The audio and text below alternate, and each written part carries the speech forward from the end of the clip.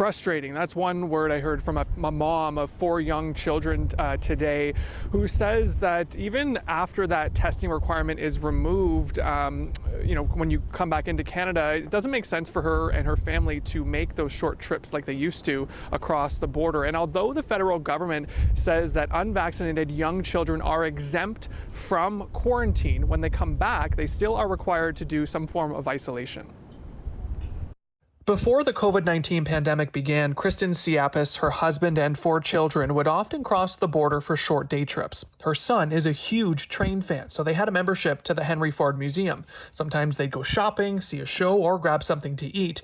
But as restrictions at the border begin to ease, the requirement for young kids is still a big barrier. These restrictions being lifted are supposed to be a great thing, but for families that are trying to be reunited with family members across the border, it doesn't even mean that they'll be able to spend Christmas with them without isolating for 14 days when they get back and cutting into their kids' education. That's her biggest concern for her kids, not being able to attend school for 14 days after they return if they were to go to the U.S. Just last week, the local health unit sent school boards and parents a memo reminding them of the regulation and other restrictions for kids based on federal and provincial rules. Those include when returning to Canada, young kids also can't attend large or crowded settings, take crowded public transportation, or attend settings such as long-term care homes where vulnerable people reside. This is going to keep families apart. It's going to be something that makes it really difficult for people to live. Children ages 5 to 11 are eligible to get a vaccine starting tomorrow in Windsor, Essex, but since they need to wait 8 weeks for a second dose, they won't be fully vaccinated for another few months, and the requirements when returning to Canada apply until then. If my kids are going to have to isolate for 14 days, it doesn't make any sense for us to do our regular weekend visit or to go out for dinner. In an email to CBC News, a spokesperson for the Public Health Agency of Canada says all unvaccinated children 5 and over are still subject to testing requirements at the border.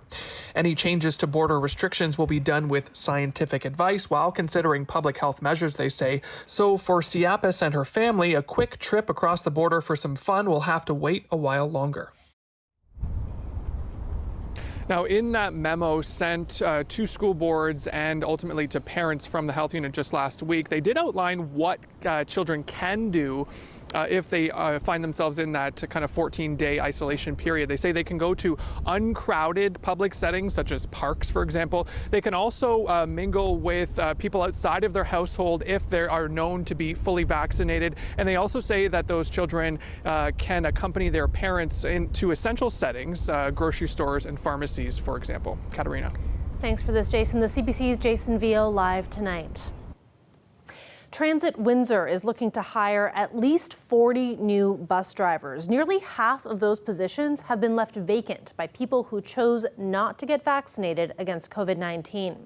They're currently on unpaid leave, but will be fired if they don't change their minds by next February. And as CBC's Ashta Shetty reports, the driver shortage means there are fewer buses on the streets. This St. Clair student has one mode of transportation, the bus. He uses it to get to school, to work, and to get groceries. One late bus and his day is a wreck. If I miss a bus, I'm going to miss my class. Simple as that. And that's more likely to happen now. Transit Windsor is running on a reduced schedule. On some routes, a bus that would normally run every 10 minutes can now take 20 to 30 minutes. I took the bus at 6:45 and then came to a terminal so I could take the number 5 at 7:15. And normally it takes me half an hour to get to the college. Students say they have to wake up early and are getting home later. The Transit Authority says it's aware and it's planning to add more buses to high volume routes like the ones used by students. We're going to take every available bus that we have with extra operators and slot them in to the service to maintain roughly what there already is. We can't promise it in every situation, but we're going to throw every available resource at those routes. But first, Transit Windsor says it needs to hire new drivers, 40 in total. About 20 of those are on unpaid leave right now for not being vaccinated. Those drivers have until mid-February to get the shot or else they're fired. But for students, that's no consolation as they need to get to class on time today. Ashta Shetty, CBC News, Windsor. An update now on our COVID situation. Cases are continuing to rise in Windsor, Essex. Today, the local health unit reported another 64 new cases and one more death. A man in his 60s has died. As of Wednesday, a total of 470 deaths in Windsor, Essex have been linked to the disease. And currently, the number of active cases in the community sits at 374. And starting tomorrow, hundreds of local children aged 5 to 11 will be getting their first COVID shot. The vaccination site opens at 8 a.m. and all the slots from tomorrow until Sunday are booked solid. Jen and Nick Hennon got a spot for their son Edwin on Saturday. He's autistic and has many contacts at school, so they're eager for him to have the protection of a vaccine. As soon as we were able to book, we booked the same day. I plan on getting my booster the same day. So we booked the appointment times at the same time and basically a 2-hour-long plan to basically gear him up for this. And so get him to the mall, get him fed, and get him in a good zone, I guess. He's going to be bribed with KFC. I don't, and I'm getting this done. We are not above bribery. The Hennons say they're not sure how Edwin will react to his first shot, but knowing that the vaccine will lessen any severe symptoms if he happens to contract COVID, it gives them some peace of mind. A first-of-its-kind Canadian Automobility hub launched in Windsor today. The startup accelerator for electric vehicles and devices plans to turn ideas into physical models. It's complete with a research branch and factory, and one part of the hub will be at St. Clair College. With the future going to electric, it seems that gasoline, diesel are becoming limited in the future. So having the opportunity to be able to work on electric cars at St. Clair will open lots of doors to open for the future for career opportunities. We see the impact that gasoline engines have on the environment, how the EV is a much cleaner design, and how the cars are produced and made. Everything is much cleaner and much environmental friendly. The other two hub locations include Windsor Mold Group and the University of Windsor. Invest Windsor Essex says in total, the space costs between $15 to $20 million. The company hopes that this keeps Windsor on track to become the Automobility hub of Canada by pushing it to develop technology of the future. A Windsor woman known as the girl with the golden ear has died. Legendary radio hit maker Rosalie Trombley died yesterday at 82 years old. Trombley was the switchboard operator and then music director at CKLW in the 60s in this building that I'm standing in right now. Back then, the station played top 40 songs, and she helped artists get noticed by promoting their music on the air. She's credited with helping many get their start, like Alice Cooper, Bob Seger, Tony Orlando, and Gordon Lightfoot. She was featured in a film years ago, capturing that moment in time. So we wanted to share some of that with you tonight. He said, "Rosalie, I want you to stay with me." He said, "I'm going to make you a star." Rosalie was a librarian with a difference, a librarian with an attitude, and a librarian with a fabulous ear for music. She could listen to it, and she knew if it was a hit or not, and then she'd kind of back that up with research from the record stores.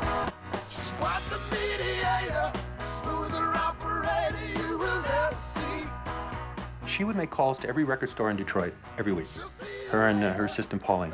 And they would make like the top 30 list of every one of those stores, you know, in the white suburbs, in the city, and then in the inner city. What is this song? We got 211 and a half backup train. Ooh, backup, one word. Knows music, no music, do you see? A high school teacher in Windsor, credited with making math contagious, has been recognized with a Prime Minister's Award for her work. The Walkerville Collegiate math teacher received a certificate of achievement for excellence in teaching science, technology, engineering, and mathematics, something she was nominated for by her peers. And she says teaching math is what she, quote, lives for. It was always a dream of mine that I wanted to teach. It wasn't until late in high school when I decided I wanted to teach math. My name is Alice Aspinall, and I will be reading my children's book, Everyone Can Learn Math. The best part of the job is definitely being in the classroom, working with students, and the moment when everyone is invested in a problem and wants to solve it, and the satisfaction you get from solving a math problem, and all the students see that and really appreciate and enjoy it. That's what I live for. That's what you want in a math class. Hi guys, Mrs. A here. Here we want to graph this line, y equals 3x minus 6. We've had to adapt a lot in this teaching atmosphere. Things are really different. The length of each class is different. The atmosphere in the school is different. It's been really difficult. You can learn math after all. I think even more importantly for me, of female students who are in a STEM career or studying to have a STEM career, who I hope were inspired by being in one of my senior math classes. And I often get comments like, you're a female teacher teaching advanced functions or teaching calculus, which is something that maybe is still not a norm for people. And so when I hear that these students are in engineering and in math programs or actuarial programs, that makes me really proud. That's a proud moment for me for sure. Canada's breast cancer screening policy is being called into question by a new study, and it's leading some experts to call for regular mammograms to be available at an earlier age. Currently, they're generally not recommended for ages 40 to 49, but as Nicole Williams reports, some researchers believe that should change. Natalie Quadrins was once a professional snowboarder. Now in her 40s, stage 4 breast cancer has taken over her life. My doctors, when I asked them for mammograms, they told me I didn't need one because I was under the age of 50. If statistics are correct, my lifespan is about 8.5 to 9 months left. Right now, screening guidelines generally don't recommend yearly mammograms for women in their 40s. That's based in part on the results of the Canadian National Breast Screening Studies conducted in the 1980s. But now a new paper is calling the study's conclusions into question, saying participants weren't randomly assigned as they should have been. I did not expect to find such clear evidence of what was going on. The original authors stand by their work, which has been hailed by many as a gold standard around the world. I think the study was conducted with a great deal of care, a great deal of attention to each step of the way. But the new paper adds fuel to a decades-long argument from some medical professionals that younger women should get regular mammograms. The most personal, challenging moments that I have in my practice are when I see a woman in her 40s who presents with an advanced breast cancer. And I hear over and over, my family physician told me I'm not allowed to screen you in your 40s. The counter-argument is that increased screening could lead to more false positives and interventions like biopsies that aren't needed. Quadrin says earlier detection could have made all the difference for her. I've made peace with it now, but it angers me. It really, really angers me.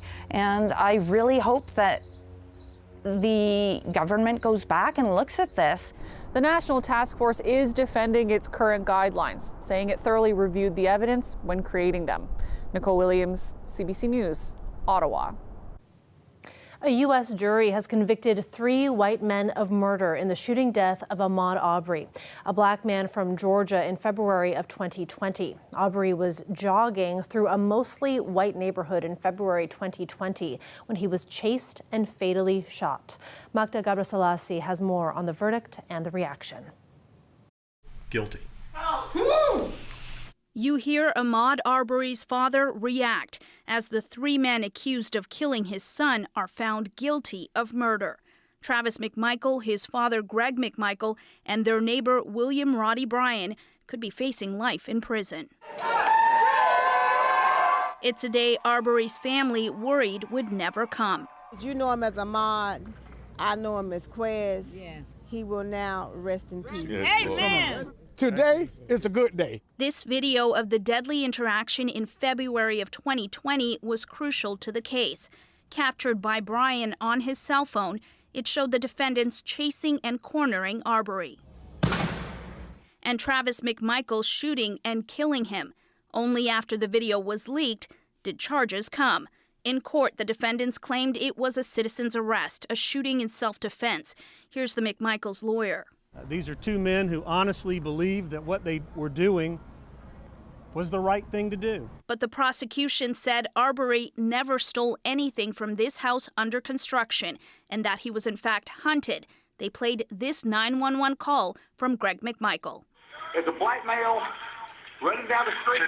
The prosecution making it clear that race played a major role here. The judge seeing that too with the jury selection. This court has found that there appears to be intentional discrimination in the panel.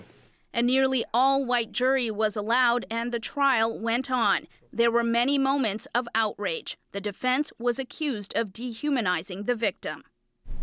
In his khaki shorts, with no socks, to cover his long, dirty toenails. In the end, the defense tactic didn't work, the jury making the call in this second day of deliberations. A jury of 11 whites and 1 black in the Deep South stood up in the courtroom and said that black lives do matter. The prosecution says this is justice for Ahmaud Arbery. And when you present the truth to people and they can see it, they will do the right thing. And that's what this jury did today. The defendants are expected to file appeals, but for now, supporters of Arbery's family feel they finally have some accountability. Magda Gebrselassie, CBC News, Washington. Let's take a live look outside there. We had some milder temperatures out there. If you got to be outside, we had some sunshine, but some rain is on the way. And we're going to have your weather update with Colette Kennedy right after the break. Stay with us.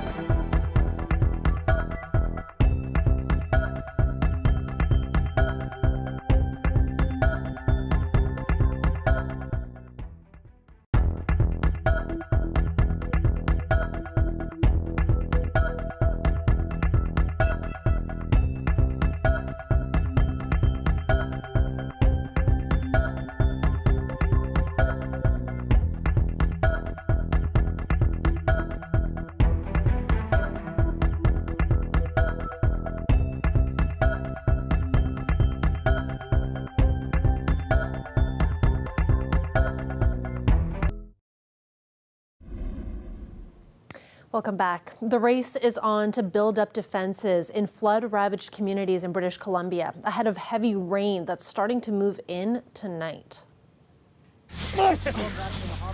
Switch out if you're tired. Here's a look at a video from the Canadian Armed Forces. Troops are sandbagging around a First Nation community near Hope, BC. And in Abbotsford, new preparations are also happening ahead of the storm.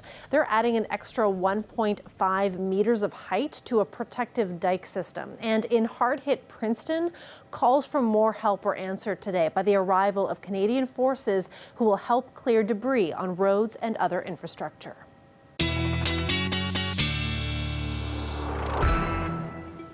Colette Kennedy joins us now for our look at our weather forecast. Colette, some mild conditions, but it's about to get wet as well. Yes, that's right, Katerina. So kind of if you wanted to enjoy when we have these temperatures, even if it's just a little above seasonal, this is sort of your day and evening to do it because we do have some wet weather working its way in, even though it's still going to be mild-ish. For one more day. I'll explain the ish in just a moment. Some of the daytime highs, or at least from our temperatures looking at through the afternoon hours. And this is just a look at the imagery from this afternoon, showing you just some of those isolated sprinkles that kind of came through, pretty highly isolated, very light in nature. But what happens, we've certainly seen some clouds increasing, and that carries on. But as we get into the late evening and overnight, we actually see some rounds of rain showers first coming in a little light, then that's going to fill in. We'll have a little heavier rain through the overnight period, and even tomorrow morning I would anticipate that we're going to have some wet roadways, so a little slower out there with things. We'll get into another kind of dry slot here into the afternoon. And with that, still the chance of some drizzle, still the cloud cover is going to be there, so it's not necessarily pleasant, even though the temperatures are still a little on the warm side. And you will notice when this next cold front comes through tomorrow later in the day, the winds will turn towards the northwest, and it's going to be pretty dramatic in terms of that colder air will filter in pretty quickly. Some lake effect snow squalls setting up. Friday not going to be the best travel day. It's highly localized, but it's not necessarily a day to be traveling across southern Ontario if you don't need to be. And then we'll kind of break out of that, but not break out of the cold air as we go into the weekend. Your readings tonight, those two are still on the mild side, 3 to 4 for those overnight lows. And then just checking out, where's that number going tomorrow? How about up to 8 degrees again? But some of those flurries will likely make their way into our skies. Friday, 1 degree. Saturday, -4. That's where we go to, and that's where we're starting out from. So a chilly one there, Katerina. Chilly indeed. Thanks for this, Colette. You're welcome. And when we come back, there's a powerful storm hitting the East Coast. We're going to take you there right after the break. Stay with us.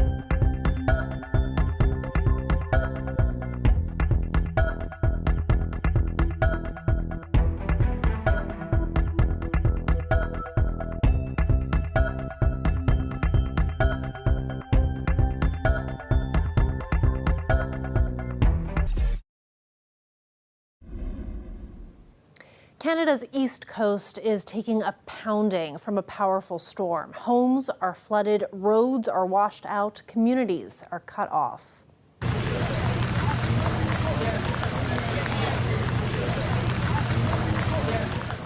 In Nova Scotia, the Cape Breton and Antigonish regions have been particularly hard hit. Heavy rains have triggered several landslides and dozens of people have been forced from their homes.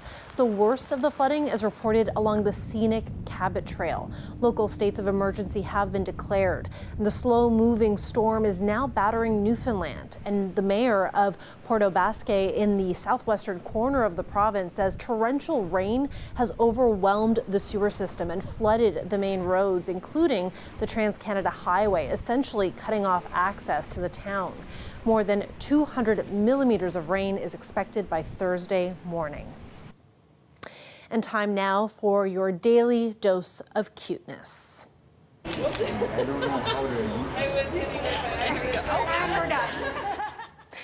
Take a look at these adorable alpacas. They are definitely ready for their close-up. The furry creatures, native to South America, were the star attraction at a photo booth set up at an agricultural event in Regina.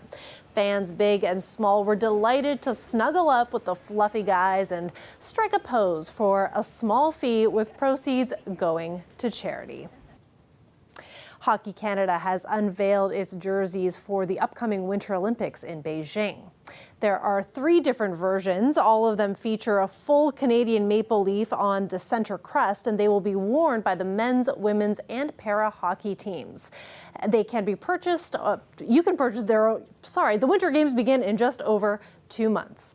That is it for CBC Windsor News. For news anytime, you can go to our website, cbc.ca/Windsor, and we're on social media as well, on Facebook, Instagram, and Twitter. The Rick Morris Report is up next. Have a great night.